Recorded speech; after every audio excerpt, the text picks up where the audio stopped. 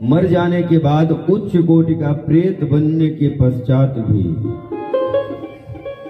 यदि वह श्रीमद् भागवत महापुराण की कथा श्रवण करता है तो उसे मोक्ष की प्राप्ति हो जाती है। ठीक उसी प्रकार जैसे धधकती हुई आग पतली मोटी गीली सूखी किसी भी प्रकार की लकड़ी हो जो आग पे रख दी जाए, वो धधकती हुई आग उसे जला करके खाक कर देती है, राख बना देती है। ठीक उसी प्रकार ये श्रीमद् भागवत महापुराण का जो पावन गुणानुवाद है, हमारे द्वारा किए गए अनजाने में हुए मन क्रम वचन मनसा वाचा कर्मणा किसी भी प्रकार से जो अपराध हमसे हुआ उसे जला करके भस्मीभूत कर देता है। और शास्त्रों ने तो अनुमति दी है, शास्त्रों ने आदेश किया है कि ये श्रीमद् भागवत महापुराण की मात्र कथा परमात्मा श्री कृष्ण के परम पावन धाम को प्रदान कर देती है। अब आज से हम लोग श्रीमद् भागवत महापुराण अंतर्गत प्रथम स्कंद की कथाओं का मंगलमय गुणानुवाद श्रवण करेंगे। जन्मादस्य यतोऽन्वयादितरतश्चार्थे स्वभिज्ञः स्वराट् तेने ब्रह्महृदाय आदिकवये मुह्यन्ति यत् सूरयः तेजो वारिमृदां यथा विनिमयो यथा त्रिसर्गो मृषा धाम्ना स्वेन सदा निरस्तकुहकं सत्यं परं धीमहि। प्रथम श्लोक में एक वंदना की गई। प्रथम श्लोक में एक वंदना की गई। जहां कहीं श्रीमद् भागवत महापुराण का नाम आता है ना, तो प्रत्यक्ष रूप से परमात्मा श्री कृष्ण का दर्शन होना प्रारंभ हो जाता है। परंतु जब श्रीमद् भागवत महापुराण के इस पावन गाथा का लेखन कार्य हुआ, तो जो वंदना किया गया वो परमात्मा श्री कृष्ण की है तो, परंतु प्रत्यक्ष रूप से परमात्मा श्री कृष्ण का नाम नहीं लिया गया। वंदना किसकी हो रही है? सत्यम परम धीमहि।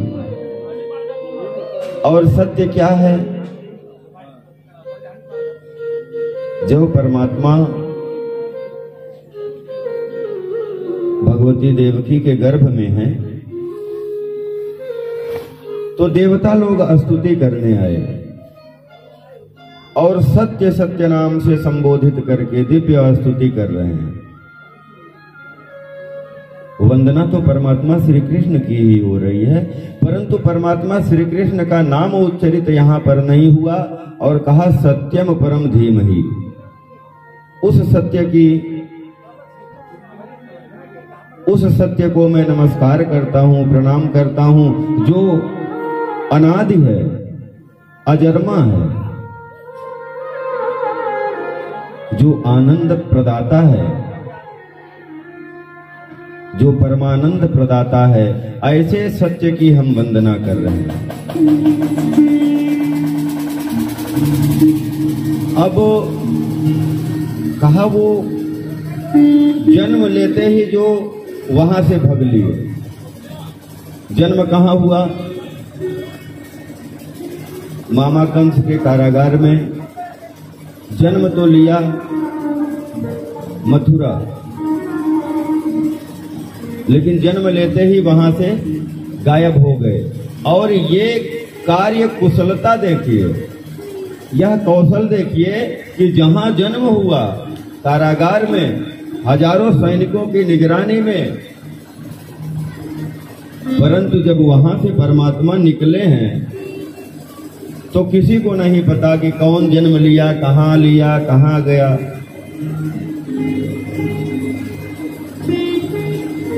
वहां से जाकर के अपने ग्वाल बाल सखाओं के साथ सुशोभित हुए, जो पूरे संसार को मोह से ग्रसित किया। जब परमात्मा अपनी बंसी को बजाते हैं तो लोग अपना तक का भान भूल जाते हैं। जमुना की कलकल करती धारा अस्तंभित हो जाती है, पाषाण द्रवीभूत हो जाते हैं, जो पर्वत है ना वो पिघलना प्रारंभ हो जाता है, जो जमुना निरंतर बह रही है वो भी अस्तंभित होकर के उस मधुर धुन को सुनना प्रारंभ कर देती है। ऐसे श्री पूर्ण ब्रह्म परमात्मा सत्यम परम धीमहि को मैं प्रणाम करता हूँ। बोलिए बाल कृष्ण भगवान की जय। निगम कल्पतरोर्गलितं फलं सुखमुखाद्रव संयुतम् पिबत भागवतं रसमालयम् मुहुर्मुहुः रसिका भुवि भावुका।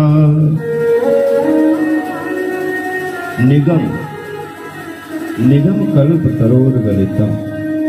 निगम क्या है? वेद। और यह वेद का परिपक्व फल श्रीमद् भागवत महापुराण। कहा पिबत भागवतम रसमालयम। अब विषय बना, लोगों ने प्रश्न किया महाराज ये फल है, समझ में आया फल है, लेकिन आप कह रहे हैं पिबत भागवतम रसमालयम। जब ये फल है तो फल तो भक्षण करने की वस्तु होती है, पीने का नहीं होता है। कहा ये इतना दिव्य फल है ना, इसमें छिलका गुठली जैसा कुछ है ही नहीं, सीधे उठावे और पान करते जाए। कहा महाराज चलो ठीक है, फल में छिलका गुठली आदि कुछ भी नहीं है, पान किया जाए। लेकिन जिस फल को आप पान करने की बात कर रहे हैं कहीं वह खट्टा हो गया तो मन का स्वाद बिगड़ जाएगा। कहा ना इसकी तो एकदम गारंटी है कि ये फल खट्टा हो ही नहीं सकता। क्यों? हम लोगों ने तोता देखा है, सुग्गा। महाराज सुग्गा की एक विशेषता है ना, या तो ये सुग्गा उसी फल को खाता है जो मीठा हो, अथवा जिस फल को सुग्गा खा लेता है, जिस फल को सुग्गा उच्छिष्ट कर देता है वो स्वयं मीठा हो जाता है। बड़ा ही पारखित होता है। ये उसी फल को खाने प्रारंभ करते हैं जो मीठा हो। तो यहाँ प्रमाणित कर दिया कि ये फल खट्टा है ही नहीं, आप लोग प्रेम से इसका पान करें। कहा महाराज कब तक पान किया जाए? मुहुर्मुहु बार बार पीते रहिए। कब तक? रसमालयम, जब तक आप स्वयं ना हो जाए। जैसे सोए जान ही जही देहु जनाई, सोए जान ही जही देहु जनाई, सोए जान ही जही देहु जनाई, सोए जान ही देहु जनाई। ओ जानत तुम्हारी तुम्हें हो जाई, जानत तुम्हारी मही होई जाई। परमात्मा से भक्त ने निवेदन किया, है प्रभु आपको वही जान पाता है जिसको आप जनाते हैं, जिसको आप बताते हैं, और जो आपको जान गया वो स्वयं आपके ही समान हो जाता है। यथार्थ के श्रीमद् भागवत महापुराण का इतना पान करो कि पीते पीते आप खुद रस के समान, रस के सदृश हो जाओ।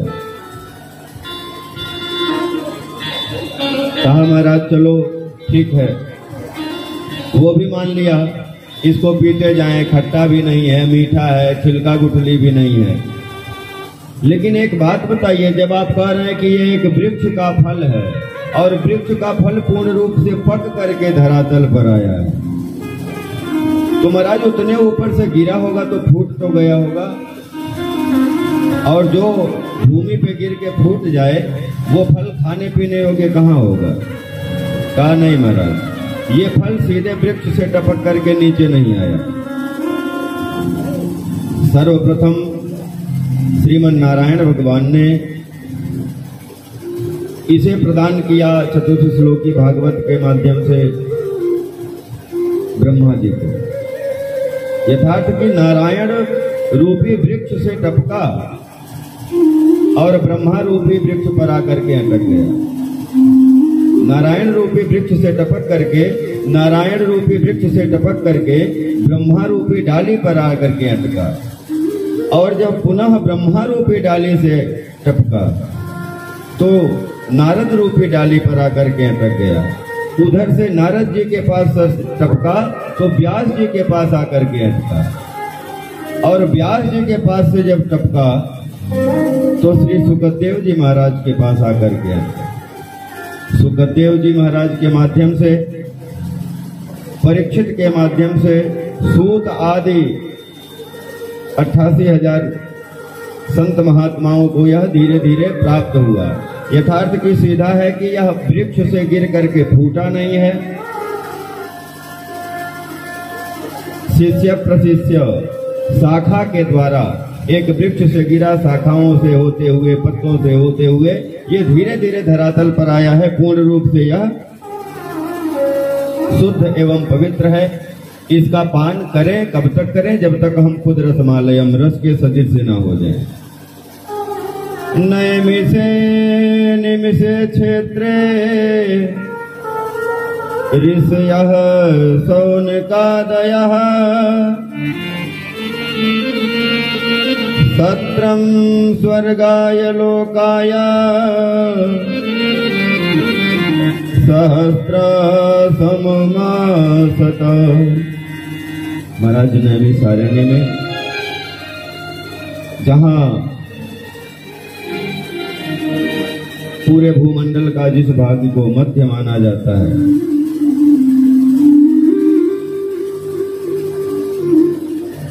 ब्रह्म चक्र, तीर्थ चक्र वहीं पर आकर के गिरा था। उस स्थान पर 88,000 महात्मा जन बैठे हुए हैं और 1000 वर्ष का सत्संग चल रहा है। 1000 वर्ष का सत्संग आज की बात है नहीं। आज तो 100 वर्ष भी आयु बहुत अधिक हो जाती है। ये बात तब की है जब लाखों लाख वर्ष तक लोग जीवित रहते थे। 88,000 संत महात्मा बैठे हुए हैं, 1000 वर्ष का सत्संग चल रहा है। सूत शौनक संवाद के माध्यम से यह वार्ता चल रही है। आज शौनक जी ने 6 प्रश्न किए। महाराज 6 प्रश्न क्या रहा? प्राणी मात्र का कल्याण कैसे हो, शास्त्रों का सार क्या है, और परमात्मा के बारे में लिखा गया है कि भ्रिकुट विलास श्रेष्ठ लय होई। केवल थोड़ी सी भ्रिकुटी टेढ़ी मेढ़ी हो जाए तो सृष्टि का लय हो सकता है। तो फिर परमात्मा को अवतार क्यों लेना पड़ा? और यदि परमात्मा ने अवतार लिया तो परमात्मा कितने अवतार लिए और कहां कहां अवतार लिए। मनुष्य के जीवन का परम लक्ष्य क्या है। और महाराज जब भगवान धर्म की रक्षा करके पुनः अपने धाम को चले गए और पुनः पापाचार दुराचार जब बढ़ने लगा तो धर्म कह शरणम गता। ये धर्म किसकी शरण में गया महाराज, हमें आप बताएं। कहा ठीक है, आप लोगों ने बड़ा ही सुंदर प्रश्न किया है। संसार के हित के लिए सर्वप्रथम आइए हम मंगलाचरण कर लें, तो मंगलाचरण के पश्चात आपके प्रश्नों का उत्तर देते हैं। यम प्रव्रजन्तमनुपेतमपेत कृत्यं द्वैपायनो विरह कातरना जुहावा पुत्रेति तन्मयतया तरवोऽभिनेदु तं सर्वभूतहृदयं मुनिमानतोऽस्मि।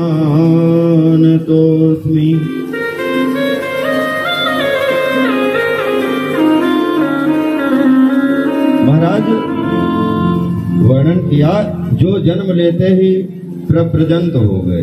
प्र उपसर्ग लगा हुआ है, गतौ धातु। सुखदेव जी महाराज को प्रणाम कर रहे हैं। सुखदेव जी महाराज के विषय में कह रहे हैं, जो जन्म लेते ही पहली बात तो गर्भ से बाहर आना ही नहीं चाहते थे।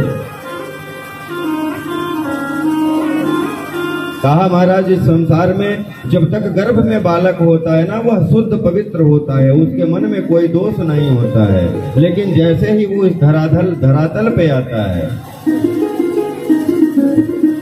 तो जिस प्रकार से आकाश से गिरा हुआ जल, बारिश का जल, वर्षा का जल शुद्ध एवं पवित्र होता है, लेकिन जब इस भूमि पर आकर के मिट्टी से मिलता है, भूमि परत भावर पानी, भूमि परत भावर पानी, भूमि परत भावर पानी, भूमि परत भावर पानी, जिमि जीवहि माया लपटानी, जिमि जीवहि माया लपटानी। जिस प्रकार से आकाश से गिरता हुआ जल पूर्ण रूप से शुद्ध एवं पवित्र होता है, परंतु इस धरती पर आते ही, इस मिट्टी से मिलते ही वह जल दूषित हो जाता है। उसी प्रकार से जब यह जीव गर्भ में होता है तो शुद्ध सात्विक पवित्र होता है, लेकिन जैसे ही ये बाहर आता है ना, माया इसे ग्रसित कर लेती है।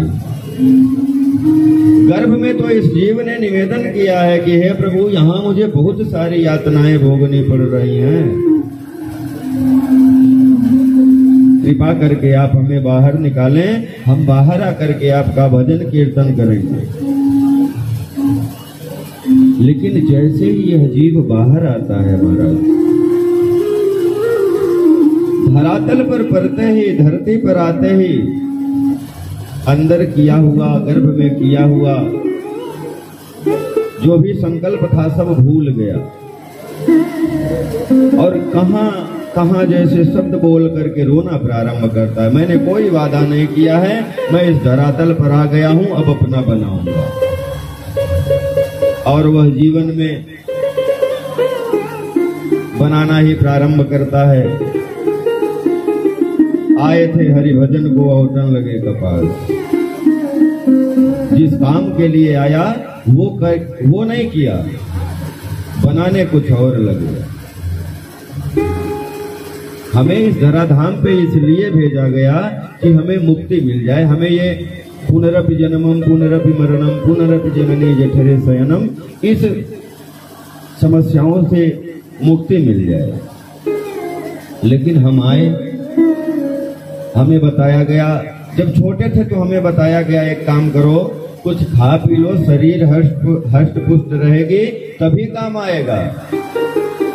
थोड़े और सयाने हुए, बताया गया बेटा कुछ पढ़ लिख लो, पढ़े लिखे रहोगे तो ही कुछ कर सकते हो। और सयाने हुए, अब हमें बताया गया कि देखो संसार को चलाने के लिए अर्थ की आवश्यकता होती है, कोई उपाय करो जिससे कुछ आर्थिक व्यवस्था करो। अर्थ नहीं है तो जीवन किसी अर्थ का नहीं। हम अर्थ कमाने में लग गए, धन कमाने में लग गए, समयानुसार विवाह इत्यादि हो गया। आज तक हमसे झूठ बोला गया, जब तक हम जिंदा हैं तब तक हमसे झूठ बोला गया। कहा गया था बचपन में कुछ खा पी लो, शरीर हष्ट पुष्ट रहेगा, काम आएगा। कुछ पढ़े लिखे रहोगे तभी कुछ कर सकते हो। आर्थिक व्यवस्था करो, धन है तो ही जीवन सफल है। शादी विवाह हो गए, पुत्र पुत्रादियों में हम फंसे हुए रह गए। और जब हम इस धराधाम को छोड़ करके जाने लगे ना, जब तक जिंदा थे तब तक किसी ने नहीं कहा। जब इस शरीर में कुछ नहीं रहा, इस शरीर को 4 लोग उठा करके ले करके जाने लगे, तो गांव के लोग पीछे पीछे जो लाइन में चलते हैं ना, वो बताते हैं राम नाम सत्य है। इतना बड़ा सत्य आज तक हमसे छुपाया गया। कभी नहीं कहा गया कि राम नाम सत्य है, कहा कुछ कमा लो, पढ़ो लिखो, ये करो वो करो। लेकिन जब हम इस धराधाम को छोड़ करके जाने लगे, हमारा शरीर भी हष्ट पुष्ट था, हमने बहुत सारा धन अर्जन किया, बैंक बैलेंस बनाए, लेकिन हम जब जाने लगे महाराज तो कुछ काम नहीं आया। हाँ, काम आता है, वो क्या है? धनानि भूमो पशुश्च गोष्ठे नारी गृहे चैव सखाय श्मशाने। कहा महाराज जो आप धन अर्जन किए हैं ना, वो इसी भूमि पर रह जाएगा। सैकड़ों हजारों पशु रखे हैं, वो इसी गौशाले में आपके पड़े रह जाते हैं। सबसे प्रिय होती है स्त्री अपनी पत्नी, वो भी आपका साथ कहां तक देती है? दरवाजे तक। जो आपके इष्ट मित्र हैं, प्रिय बंधु बांधव हैं, वो कहां तक जाएंगे? श्मशान तक। और जिस शरीर को सुबह सुबह फेसवाश लगा करके आप धुलते हैं, क्रीम पाउडर इत्यादि से चमकाते हैं, वो शरीर आपका साथ कहां तक दे रही है? देहश्चितायाम, यह देह केवल चिता तक, उसके आगे नहीं। अगर इसके आगे भी कुछ जा पाएगा तो वो है धर्मानुगो गच्छत जीवैकः। जो धर्म और अधर्म हमने किया है ना, वही हमारे साथ जाएगा। बाकी क्रीम पाउडर लगाते रहे। तो सुखदेव जी ने सोचा महाराज यदि मैं बाहर जाता हूं तो माया ग्रसित कर लेगी। भगवान को स्वयं आकर के भगवान ने कहा कि निकल जाओ, माया तुम्हें ग्रसित नहीं करेगी। कहा ना, मैं ऐसे नहीं मानूंगा। आप यहाँ आ करके कह दीजिए कि आप बाहर आओ, आपको माया ग्रसित नहीं करेगी, मैं मान लूंगा। परमात्मा को स्वयं आकर के कहना पड़ा, एक काम करो, गर्भ से बाहर आ जाओ, ये मेरा वचन है कि आपको माया ग्रसित नहीं करेगी। सुखदेव जी बाहर आए, अभी इनका नामकरण यज्ञोपवीत आदि संस्कार भी नहीं हुए हैं और ये तपस्या करने के लिए वन को चले गए। वन को जा रहे हैं, पिताजी इनको पुत्र पुत्र कह करके बुला रहे हैं, पर सुना नहीं। जंगल से मानो आवाज आ रही है, कुछ नहीं है। पुनः वंदना किया। नारायणं नमस्कृत्य नरं चैव नरोत्तमं देवीं सरस्वतीं व्यासं ततो जयमुदीरये। नारायण को नमस्कार किया। नारायणं नमस्कृत्यं नरं चैव नरोत्तमं, जो नरों में उत्तम है।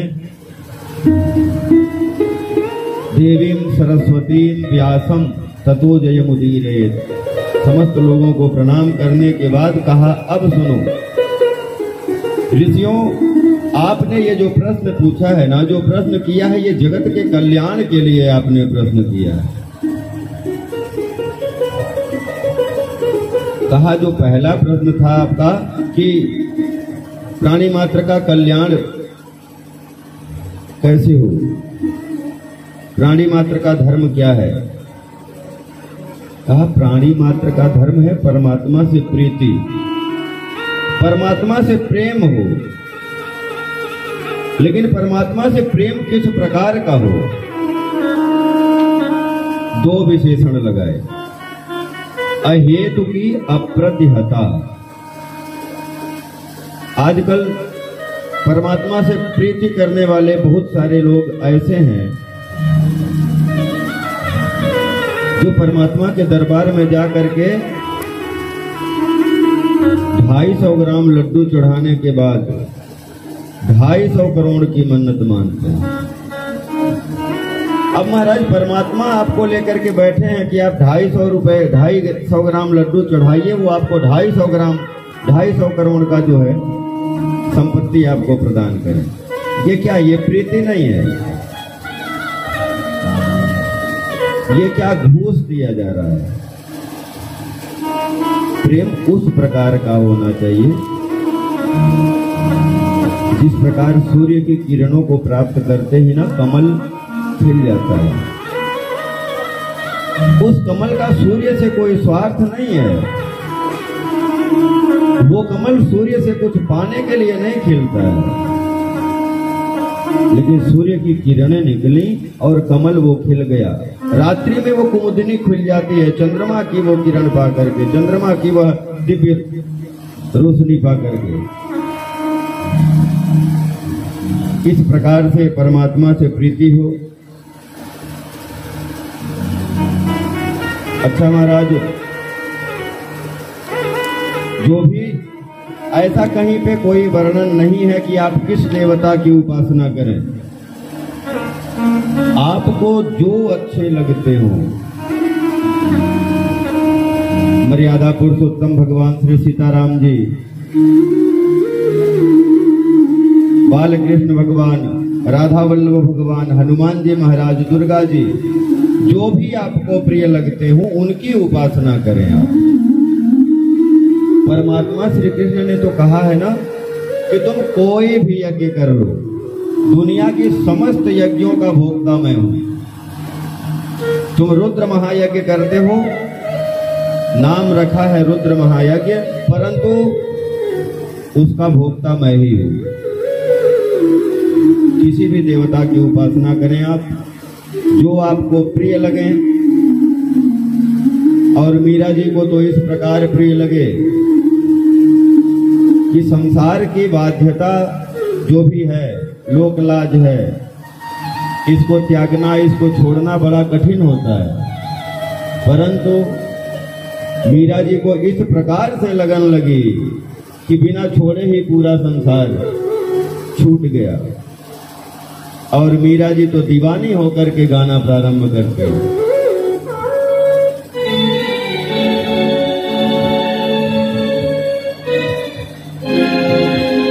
मेरे तो गिरधर गोपाल, मेरे तो गिरधर गोपाल, दूसरा न कोई। मेरे तो गिरधर गोपाल, दूसरो न कोई। गिरधर गोपाल।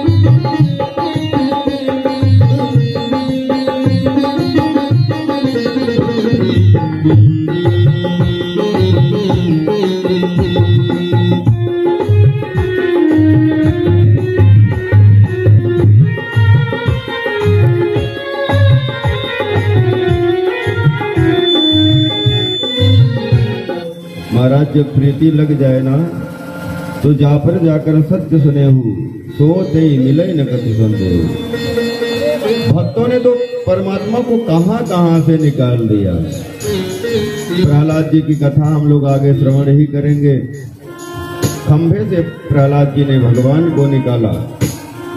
हम लोगों ने नामदेव जी की कथा सुना होगा।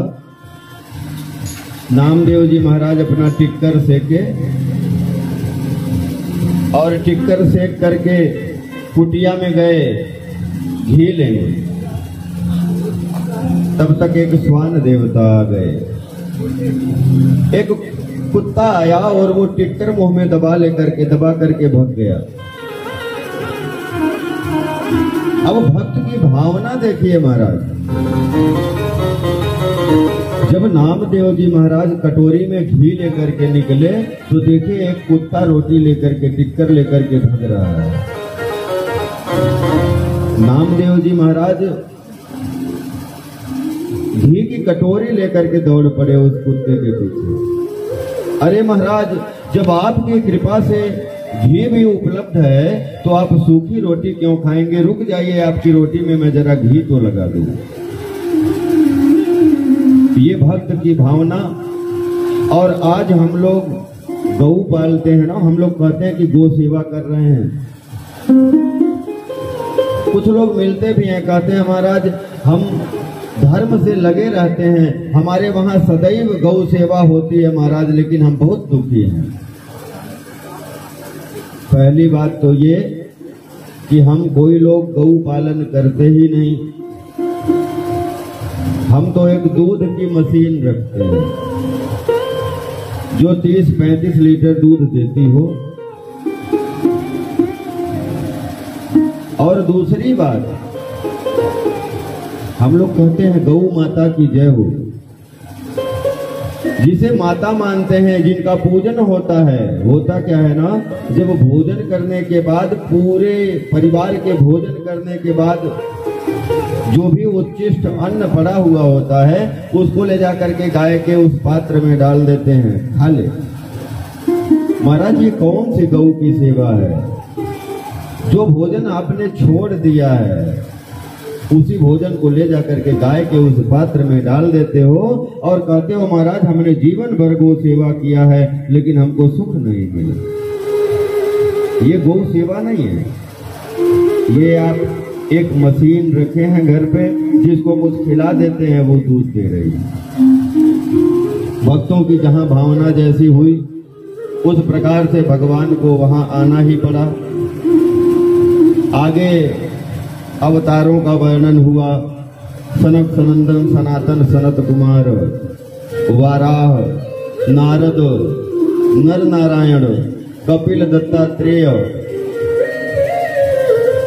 24 अवतार, अंशावतार, आवेशावतार, कलावतार, पूर्णावतार, समस्त अवतारों का वर्णन किया। सौनक जी ने कहा महाराज जो भागवत आप सुना रहे हैं उसकी रचना कब और क्यों कैसे हुई, कौन है इनके रचयिता?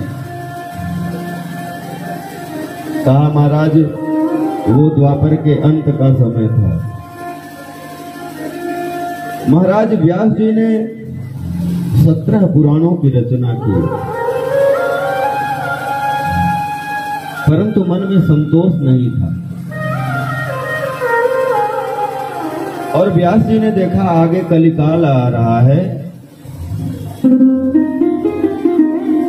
कलयुग के मनुष्य जो होंगे ना, ऐसा नहीं कि उनके पास मस्तिष्क कम होगा, मस्तिष्क तो होगा, लेकिन वो मस्तिष्क लगाएंगे केवल और केवल अर्थार्जन के लिए, भगवान के भजन के लिए नहीं, भगवान को जानने के लिए नहीं।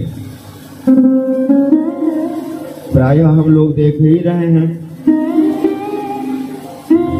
जो भी विद्यालय हैं, जो भी पाठशालाएं थी, सब कॉन्वेंट हो गए। हिंदी और संस्कृत का कहीं कोई नाम ही नहीं है। हमारा बच्चा पढ़ता है वो इंग्लिश ही बोलेगा, हिंदी तो उसको जानकारी ही नहीं, हिंदी पढ़ाया ही नहीं गया, संस्कृत पढ़ाया ही नहीं जाएगा। व्यास जी ने सोचा जो इस प्रकार का योग्य नहीं होगा वो वेदों को तो नहीं पढ़ पाएगा, और जब वेदों को नहीं पढ़ पाएगा तो वेद के गुण तत्वों को कैसे जानेगा। इस बात को लेकर के 17 पुराण आदि का रचना व्यास जी ने किया, फिर भी मन में अभी संतोष नहीं है। चिंतातुर बैठे हुए थे, उसी समय श्री नारद जी महाराज का पदार्पण होता है। वो अपनी बीड़ा लेते हुए श्रीमन नारायण नारायण नारायण, श्रीमन नारायण नारायण नारायण, श्रीमन नारायण नारायण नारायण, श्रीमन नारायण नारायण नारायण, श्रीमन नारायण नारायण नारायण,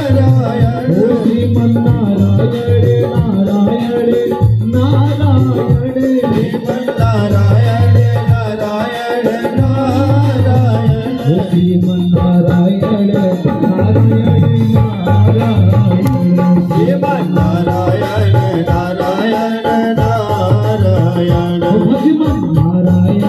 नारायण नारायण नारायण ओ मुझ में नारायण तुझ में नारायण तुझ में नारायण तुझ में नारायण मुझ में नारायण तुझ में नारायण तुझ में नारायण तुझ में नारायण सब में नारायण नारायण नारायण सब में नारायण नारायण नारायण श्रीमन्नारायण नारायण नारायण श्रीमन्नारायण नारायण नारायण बोलिए नारद जी भगवान की जय हो। नारद जी महाराज पहुंच गए। अच्छा देखिए, नारद जी के बारे में लोग बताते हैं, समाज में देखने को मिलता है, जो एक दूसरे की मतलब बुराई समाज को प्रस्तुत करते हो ना, उनको लोग एक नाम दे देते हैं, नारद जी हैं, ये तो नारद जी हैं, इधर की उधर लगाते हैं। लेकिन समझने की बात है, नारद जी, नारद का अर्थ क्या है? नारम ज्ञानम ददाति इति नारदः, जिनका दिया हुआ ज्ञान कभी व्यर्थ न जाए। नारद जी महाराज जिसके पास गए और जो कुछ भी बताए, प्रत्यक्ष में देखने में भले उसको अटपटा लगा हो, लेकिन वो जो बताए वो कल्याण का ही साधन बताए महाराज। नारद जी ने पूछा, अरे व्यास जी, नारद जी के पहुंचते ही व्यास जी उठ करके नारद जी का सम्मान किए, पूजा पाठ, दिव्य आसन बिछाया, बैठाया। नारद जी ने पूछा, व्यास जी आप कुछ चिंतातुर दिख रहे हैं, क्या बात है? कहा, महाराज अब तक मैंने 17 पुराणों की रचना कर दी है, लेकिन मेरे मन को संतोष नहीं है। आखिर ऐसा क्या करें जिससे हमारे मन को संतोष हो? नारद जी ने कहा, देखिए महाराज, आपने 17